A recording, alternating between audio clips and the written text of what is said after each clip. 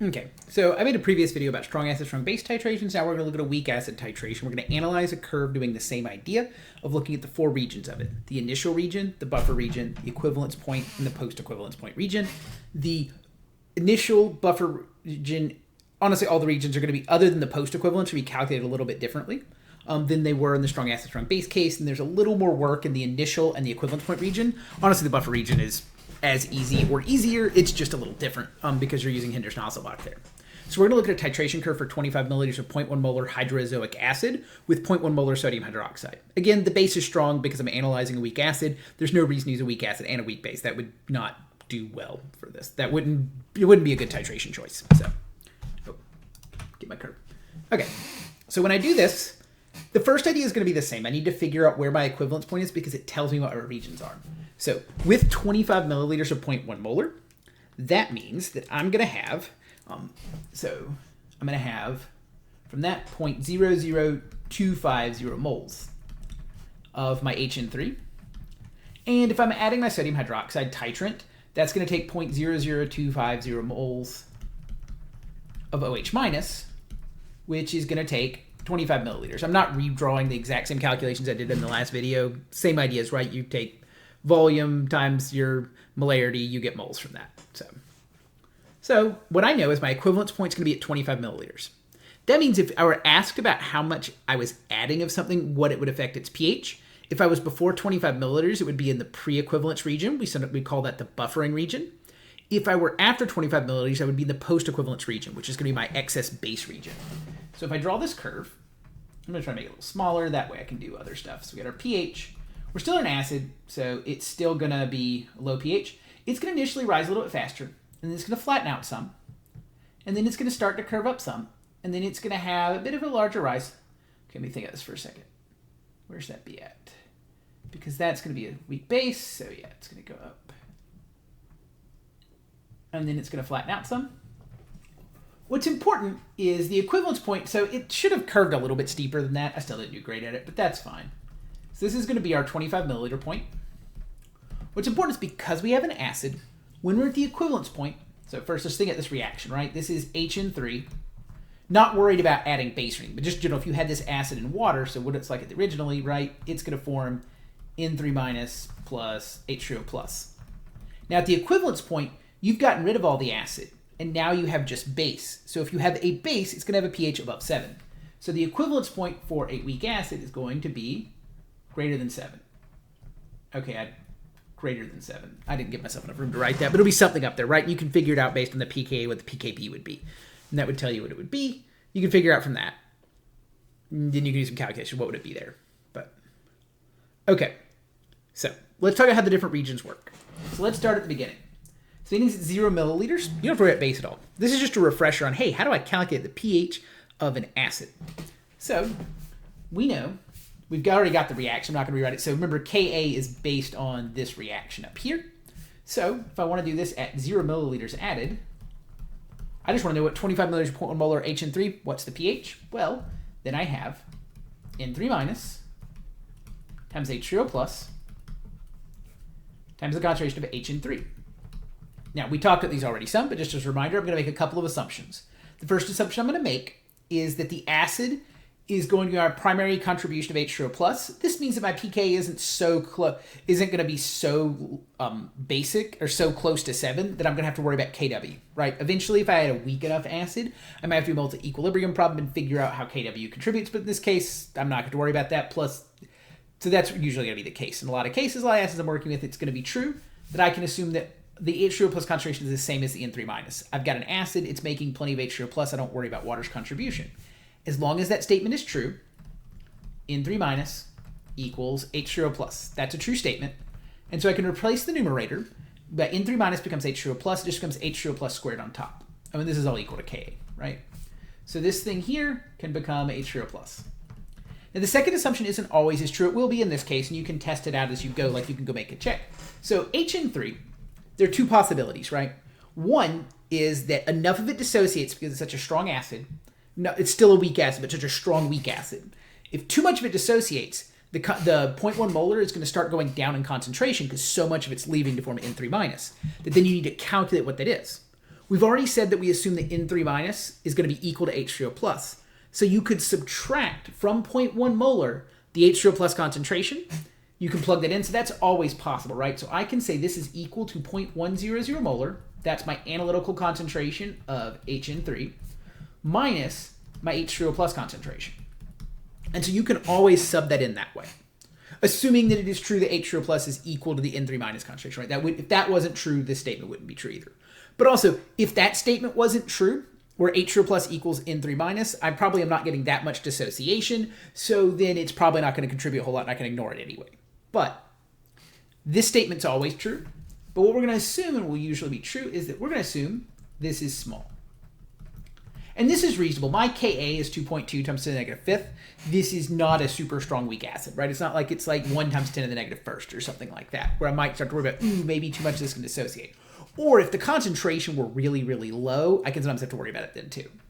Not with 2.2 times to the negative fifth, probably, unless I had a really low concentration acid, and then it starts getting harder to titrate. And then I wouldn't be using 0.1 molar sodium hydroxide to titrate either. But, okay. So this thing is small. If that's true, this just becomes 0.1 molar. Simplify all this down. We have H3O plus squared over 0.100 molar is equal to Ka, which is 2.2 times 10 to the negative fifth. So multiply by 0.1 on both sides.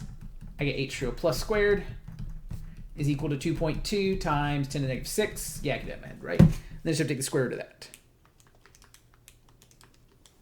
And so that gives me an H3O plus concentration when I take the square root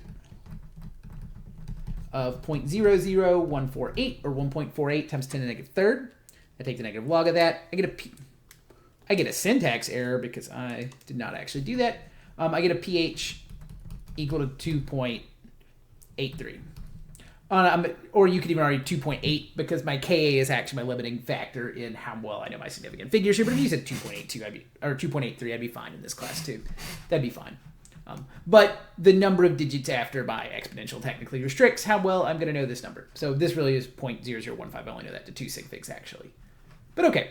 So that's how you find the pH of a weak acid, right? That's just a quick refresher. So nothing added is just a way I get to repeat asking you, hey, do you remember how to calculate the pH of a weak acid? Now let's look at the other options. Erase. Honestly, this is slower sometimes than a real eraser. So I'm going to look at the buffering region first. I want to talk about why we call it the buffering region. So when you're adding this, what happens is you're going to create a buffer.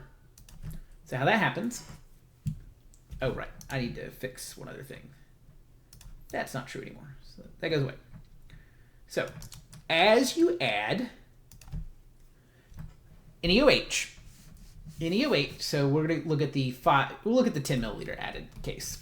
So as NeOH is added,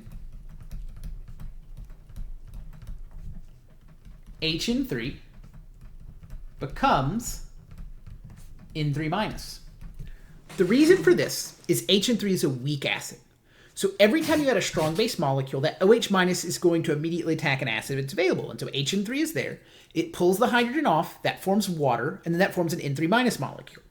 But we're in the buffering region. What's happening, that means, is we're only forming some N3 minus. The rest of the HN3 is still there. So it's based on how much sodium hydroxide you've added, how much the HN3 you've turned into N3 minus. So we have 0.00250 moles of HN3 at the start, and so we can figure out how much of it is turned into N3 minus, everything else is still HN3. So let's figure out with 10 milliliters of additive sodium hydroxide how much we've gotten rid of and then how much we have left. So N3 minus formed is going to be the same as the amount of OH minus that we add, because every molecule we add turns into N3 minus. So if I have 0.0100 liters times the molarity, which is 0.1 molar, we have 0.100 moles per 1 liter. That means we have 0.00100 moles of N3 minus. Now, to find the pH of a buffer, we also need to know how much acid we have. So the HN3 remaining, we know that we started with 0.00250 moles of acid. So moles acid. And we want to subtract from that how many moles we got rid of. So it's a 1-to-1 reaction. Every time you add a sodium hydroxide, it gets rid of one of the HN3 molecules. So if we added 0.00100 moles, that's how many went away. So we have 0.00150 moles left of our HN3. Now, as a reminder, we talked about the Henderson-Hasselbalch. Because these are in the same solution, I don't need to go and calculate this into molarities. I can just plug it in, because I divide the moles by the moles, the volume parts cancel out anyway. So, as a reminder, this is pH equals pKa plus the log of the base concentration over the acid. Okay, so we can plug those values in. Get back to my pen mode. So pKa is 4.7 plus the log of the base is N3 minus. That's one with one fewer protons. So we have 0.00100 divided by the acid concentration, 0.00150.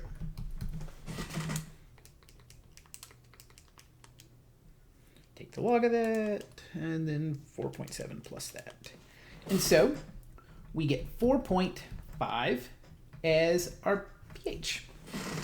And this is slightly more acidic than the pKa, which makes sense. Because when you're at the halfway point, which would be 12.5 milliliters added, your pH should equal your pKa, because when the base and acid are equal, you have two numbers that are the same. They divide by each other, you get 1. Log of 1 is 0, so then pKa just becomes pH. So if you're at a more acidic point, because you're not at the halfway point, the pH should be lower. So that's an easy check, because one of the most common errors is accidentally flipping where you put the base and acid. So if you're before the halfway mark on the equivalence point, you should be below the pKa, and above it you should be at it.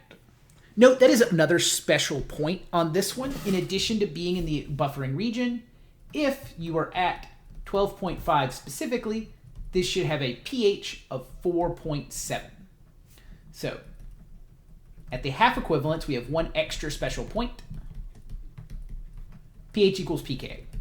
This one is mostly useful in lab a lot. So we'll bring it up on tests and stuff, but this is just a practical thing of if you go and you look at a titration curve, you can use that to figure out the identity of your acid more easily. You can go to the half equivalence point if you didn't know what it was. Because that's one thing that's going to be different is for our test questions, we're looking at trying to understand all the chemical reactions happening all at once. But for your lab, you're not going to necessarily know the concentrations. You're instead going to try to get information of that curve. We are giving you all the concentrations for our test questions because it lets us ask more detailed questions about the chemistry happening. We want you to understand those components because by understanding those, it helps you to interpret your titration curve later. So we'll look in lab more of what do you do when you don't know what these things are. Maybe you don't know the concentrations or you don't know what the acid is. That's the real reason you do a titration, right? Like we want to learn about all this stuff about how it all functions, what chemistry is happening. But if I'm going to go in my lab and do a titration, if I knew the concentration of both things and their volumes, I don't need to do the experiment. I already know the answer.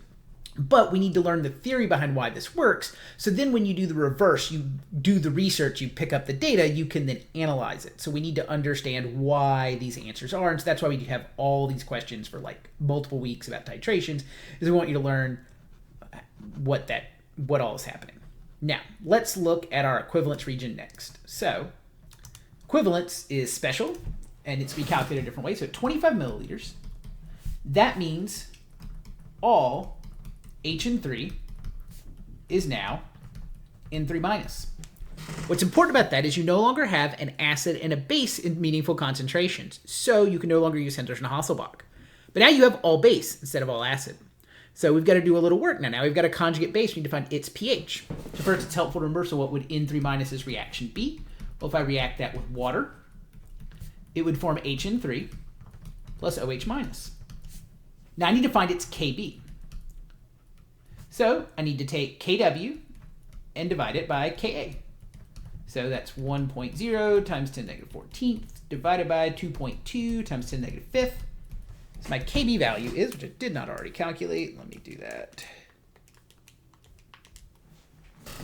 is 4.5 times 10 to the negative 10th. And so that's my Kb value.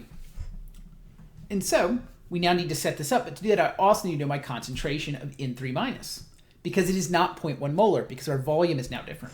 We do know how many moles there are because this is up here. We had 0.00250 moles of HN3. It's all N3 minus now. So for its molarity, for my N3 minus, we know how many moles we have, 0.00250 moles. But now we've added 25 milliliters, so we now have 50 milliliters. And so this one, the concentration is going to be 0.05, right? Because, yeah, it's half. Yeah. This is one of those things where I do check my work still, just in case I forgot something obvious. Note, it won't always be half. This is because the concentrations are equal. If the concentrations were unequal, it would not be exactly half. So don't just assume, oh, divide by 2 and I'm good. So no, you do have to check more than that. So we've got our 0.05. Honestly, we do the concentration equal thing. Sometimes we want to draw curves because it helps us as teachers and professors because we know, oh yeah, I know where this is. I can do real easy calculations here. For a real lab experiment, the concentration of your analyte's probably not going to be exactly that unless you were testing like a sample. Maybe you purchased an acid and you're curious. You're like, hey, I think something's wrong with this. I don't think it meets quality control standards and I want to test it myself. Then maybe you're doing something that's nice and right at 0.10 molar. Also, practically, in a lab, you're not going to use an exactly 0.100 molar sodium hydroxide solution probably either, unless you purchased it already made, then you will. But if you make your own, which is what we're going to do, you'll end up using like 0.1046, and we'll see why when you make the sodium hydroxide in class. But that's neither here nor there. Okay, that was a short aside, but we'll get back to it. So now I've got my concentration of N3-. So we have N8, oh, I got it right. We have, yes, HN3. My brain turned off for a second. Times OH- over N3- equals Kb. So we're going to make all the approximations before, except now it's OH- instead of H0 plus. So the top, we're going to assume HN3 is OH- as well.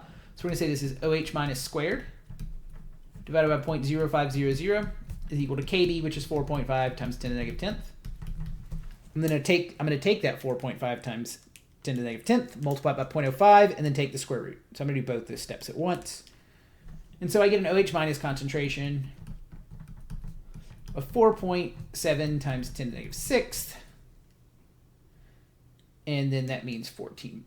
Oh, right. And so then if I want to know the pH of that, I'm going to get that has a pH of 8.7. Note, I did that by taking the negative log of that and then doing 14 minus that to go from POH to pH. So you'll see it looks a lot like the case of before addition, except you have to do an extra molarity calculation step because you've changed the volume, so you have to find the new molarity. And so that's what you would do at the equivalence point. We've only got 1 point left, but thankfully the last one is by far the easiest because it is exactly the same as the strong acid, strong base question. The reason for this is once you're in region 4, which is going to be our region at the end where we've got excess base compared to acid, in that region, you now have excess of a strong component since your titrant is a strong substance, a strong base. And so, since it's strong, we don't have to worry about Ks or Kbs anymore. We just have excess OH-, we just have to find their concentrations. Okay, I may not erase all this because I don't need as much room for this one. This eraser is so... Come on, you can do it, little eraser. We got you. I do want to erase the statements that aren't true anymore. Like, that is not... Oh, I guess it all is actually N3-. It just doesn't matter that it is. So... let's look at what happens at 30 milliliters added. So here I need to know how much extra OH- I have left. So we added 30 milliliters, so we had 0.0300 liters times 0.100 molar. So this represents OH- added, but then for each acid molecule got rid of this, so the HN3, we lost 0.00250 moles of this. And so to do that, you have left over 0.00050 moles of OH- left. So if I want to find the pH of that, I need to find its concentration. Because remember, when you're doing excess base, I'm going to have a concentration. I can't just like plug into something like Henderson-Hasselbalch. I can't take the negative log of the moles and get a concentration. It matters on the volume. So this is 0.0050 over 0.100. Wait, just kidding. Wrong volume. So the volume is 0.0, we added 30 milliliters, 0.0550 liters. Yeah, I was thinking of a different problem. From there, we get 0.00909 molar. Take the negative log of that and then do 14 minus that, and that'll give me a pH equal to 11.96. Which is, again, basic, good check to have. If you were to calculate a pH that was below 7, you probably made a mistake somewhere. Most likely just forgot to switch from pH and pH, since if you have excess strong base, you're not going to have an acidic solution, right? So that's a good quick check. It helps a lot of these problems just to think through, is this answer at all reasonable based on what I'd expect? So let's walk through how I did a titration curve here. Note that so far this is very similar to 12-12 problem solving. I might word it slightly differently. I'm not trying to use things like ice tables for stuff, but the structure will work well as we start to look at cases where some of this stuff breaks down a little bit or when things get a little more complicated. But this should be a good refresher on that and just to go through thinking through this again because it may have been a while. So hopefully that helps out, and I will see you in class.